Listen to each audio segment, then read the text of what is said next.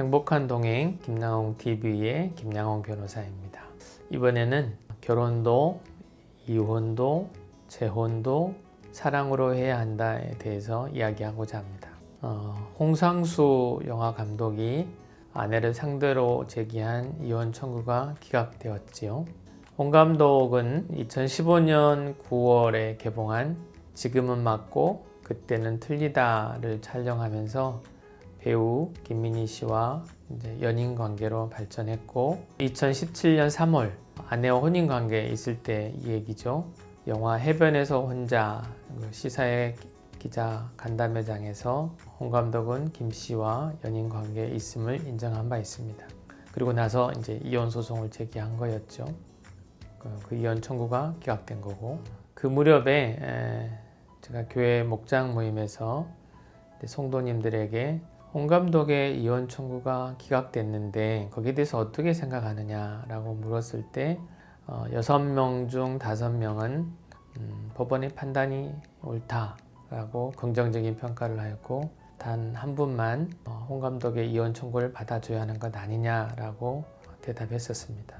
우리 민법은 840조에서 재판상 이혼 원인을 6가지로 들고 있습니다. 6가지가 뭐냐면, 첫 번째, 배우자의 부정한 행위가 있었을 때; 두 번째, 배우자가 악의로 다른 일방을 유기한 때, 버릴 때; 세 번째, 배우자 또는 그 직계 존속으로부터 심히 부당한 대우를 받았을 때; 네 번째, 자기의 직계 존속이 배우자로부터 심히 부당한 대우를 받았을 때; 다섯 번째, 배우자의 생사가 3년 이상 분명하지 아니한 때; 그리고 여섯 번째, 이게 중요하죠. 기타, 혼인을 계속하기 어려운 중대한 사유가 있을 때입니다.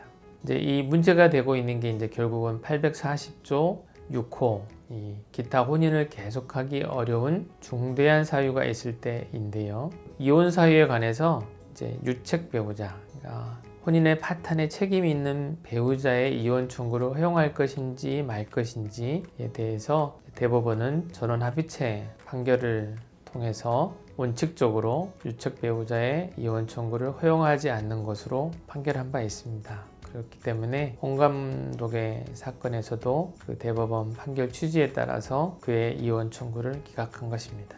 다만 이제 대법원은 유책 배우자 하더라도 예외를 둬가지고 이제 이혼 청구를 인용하는 경우를 설치하고 있는데요. 상대방 배우자도 혼인을 계속할 의사가 없어 일방의 의사에 따른 이혼 내지 축출 이혼의 염려가 없는 경우는 물론, 나아가 이혼을 청구하는 배우자의 유책성을 상쇄할 정도로 상대방 배우자 및 자녀에 대한 보호와 배려가 이루어진 경우, 또 세월의 경과에 따라 혼인 파탄 당시 현저하였던 유책 배우자의 유책성과 상대방 배우자가 받은 정신적 고통이 점차 약화되어 쌍방의 책임의 경중을 엄밀히 따지는 것이 더 이상 무의미할 정도가 된 경우 등과 같이 혼인 생활의 파탄에 대한 유책성이 이혼 청구를 배척해야 할 정도로 남아있지 아니한 특별한 사정이 있는 경우에는 예외적으로 유책 배우자의 이혼 청구를 허용할 수 있다라고 판시하고 있습니다.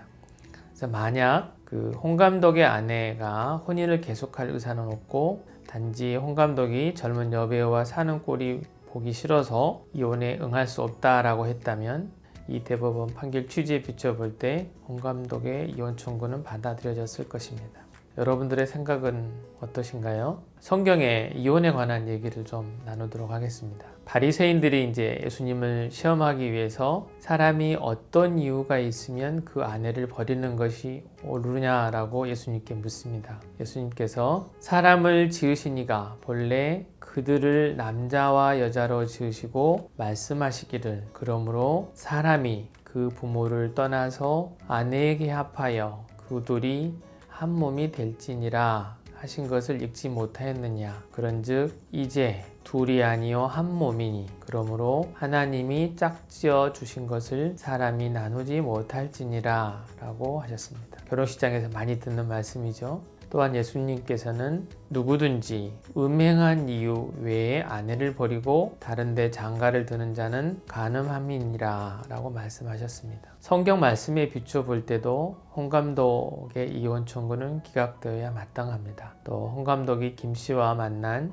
지금은 맞고 그때는 틀리다라는 그 영화 제목과 달리 지금도 틀리고 그때도 틀렸다고 생각합니다. 그렇다면 우리 크리스찬들은 배우자의 음행 외에는 이혼을 해서는 안 되는 것일까요? 근본적인 질문을 하게 됩니다. 변호사로서 이제 이혼 소송을 수행하다 보면 원고와 피고가 배우자로 만나지 않았으면 얼마나 좋았을까라는 생각을 진짜 많이 하게 됩니다.